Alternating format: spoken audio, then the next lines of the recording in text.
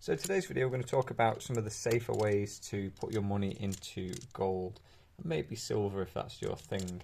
So first of all, there are many different reasons why people start to stack, collect, invest, save into precious metals, whichever one of those is appropriate for you.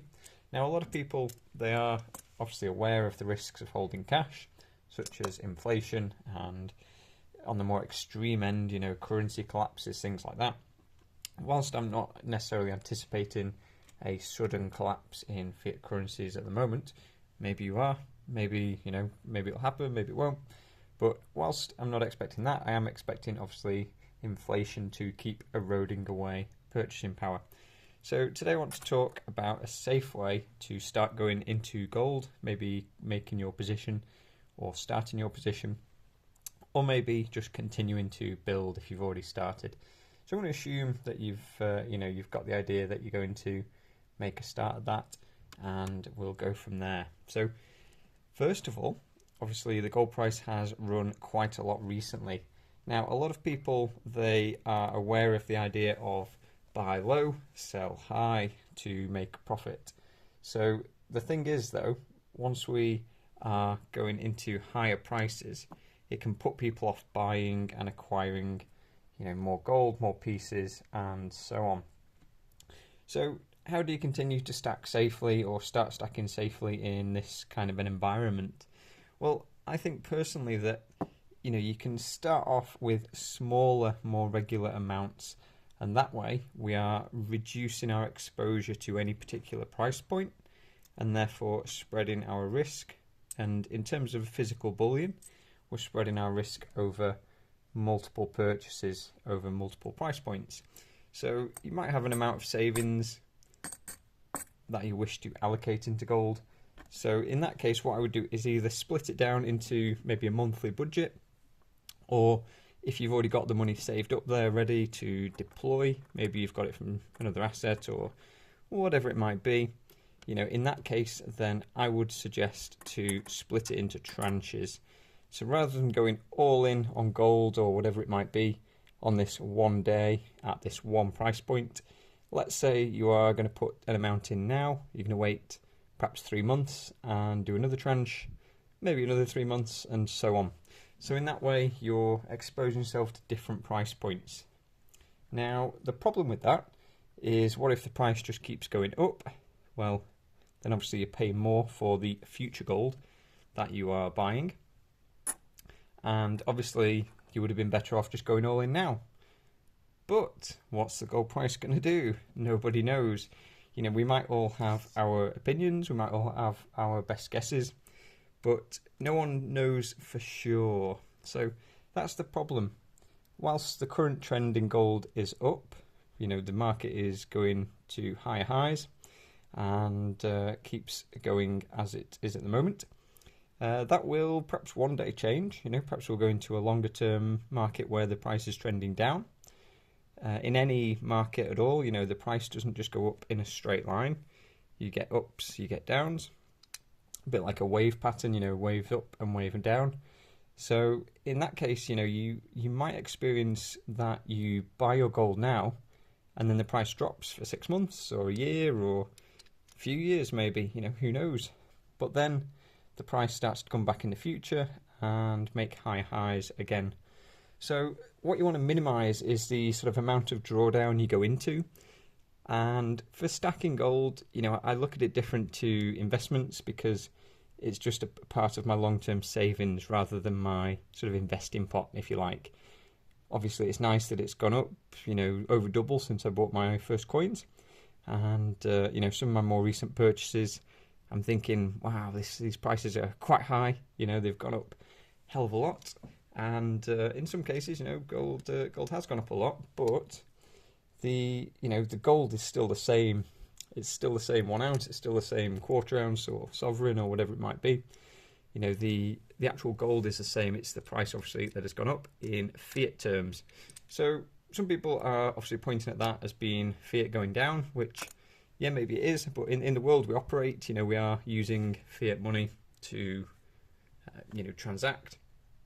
And so in that case, it makes sense to look at things in fiat terms.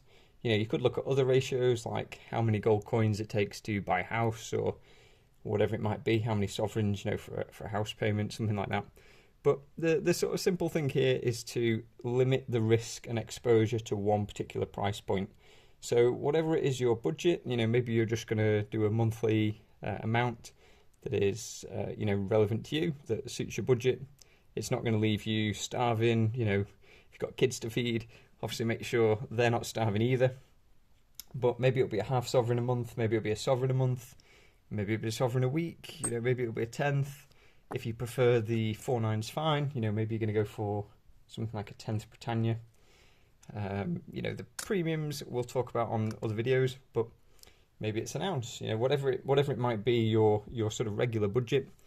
And that, I suppose, may change. You know, like I say, some people mentioned from my challenge video where I saved up for a 1/4 ounce that the actual saving amount might need to go up, because otherwise, you know, you won't be able to afford the same 1/4 ounce because gold price has risen 30% in a year. So if that happens again, obviously we need to be perhaps adjusting our budget. So maybe you were buying a sovereign comfortably, perhaps your wage hasn't kept up with the gold price, you know, moving up so rapidly. You know, most people's wages aren't going up 30% a year, perhaps, if you're doing the same job. I know minimum wage won't do that. I don't think that's on the cards.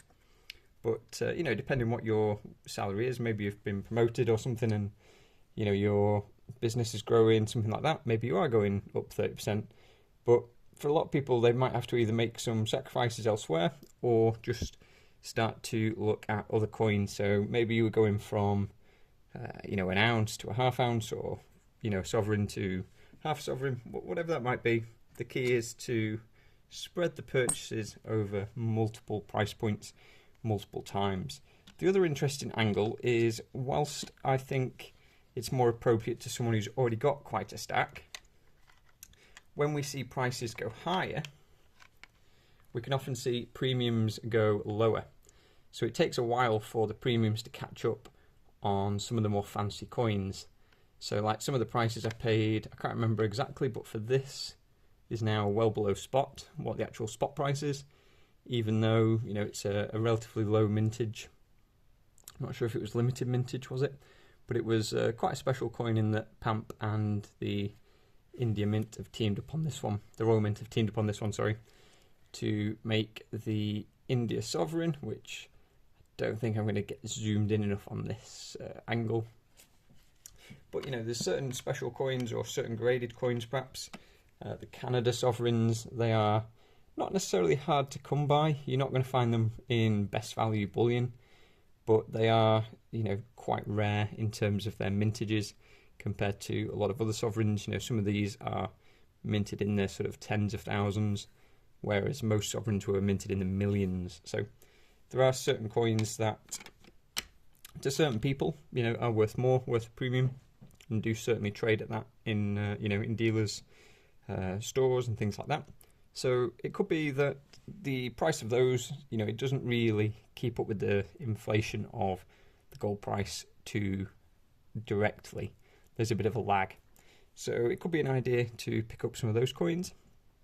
But otherwise, I think, you know, as you are looking at the highest prices at the moment of gold, whilst I do think, you know, prices will go higher in the future, they may go down in the shorter term, they may go down for quite a long short term, you know, but we can sort of see where the trend is going at the moment. So it doesn't make sense to fight the trend, but at the same time, you don't want to go all in at the top of the market and then have price go down on you, and have to sort of sit through it. You know, it's nice to be able to take advantage of those lower prices rather than spend all your money on, you know, the first purchase and not be able to capitalize on those lower prices.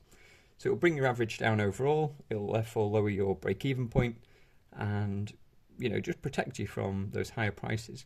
So that's my take on a safer way of getting into gold if you're interested. You know, if you're going all in now at the higher prices, it does seem more risky. You know, there's potential for gold to keep climbing, but there's also potential for gold to go down. So totally ignoring the, you know, risks of buying gold, that's a separate video altogether.